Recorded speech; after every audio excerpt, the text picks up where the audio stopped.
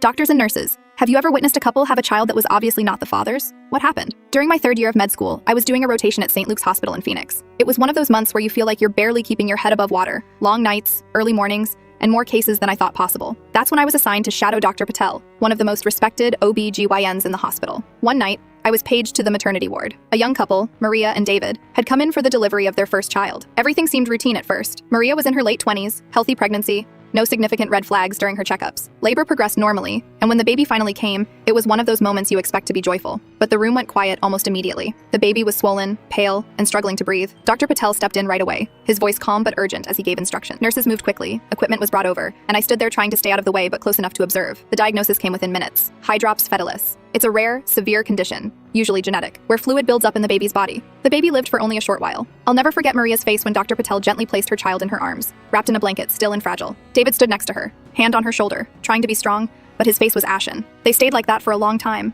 the silence broken only by Maria's quiet sobs. A few weeks later, the couple returned for genetic counseling. I wasn't in the room the entire time, but I was present for part of the consultation with Dr. Patel and the geneticist, Dr. Ramirez. Tests had been run on the baby's blood as well as samples from Maria and David. The results were clear. The baby had inherited 2 defective copies of the alpha thalassemia gene. That meant both parents would need to be carriers for the condition to manifest. But David's test came back negative. He wasn't a carrier. Maria was. I remember the air in the consultation room changing when Dr. Ramirez explained the finding. He laid it out carefully, explaining the science, the gene, the percentages. He said, for this condition to appear, both parents must contribute the gene. In this case, only Maria carries it. Then came the inevitable question from David. So what are the chances this would happen again if we tried for another child? Dr. Patel hesitated. I saw it. He and Dr. Ramirez exchanged the quickest glance, the kind you only catch when you're paying too much attention. Finally, Dr. Ramirez said, 0% on my gauze. Maria nodded quickly, eyes fixed on her lap. David looked confused for a moment, then relieved. 0%, he repeated, as if trying to cement the words into reality. He reached over, squeezed Maria's hand, and she gave him a tight smile without meeting his eyes. They didn't ask for clarification. They didn't push. After a moment, David said thank you, and they both stood up. Maria still didn't look at him, or at us. She just held onto his arm as they left. When the door closed, Dr. Patel let out a slow breath and leaned back in his chair. Some things you don't need to say out loud, he murmured, almost to himself. I don't think it was meant for us students, but I've carried those words with me ever since. The truth hung heavy in the air. The baby could not have been David's. Maria knew it. The doctors knew it. But David either didn't realize or chose not to. And maybe that was mercy. Maybe Dr. Patel and Dr. Ramirez had made the right choice by leaving it unsaid. Afterward, in the residence lounge, one of the interns whispered, "Do you think he knew?" No one answered. We all sat in silence, replaying the scene in our minds. I never saw Maria and David again.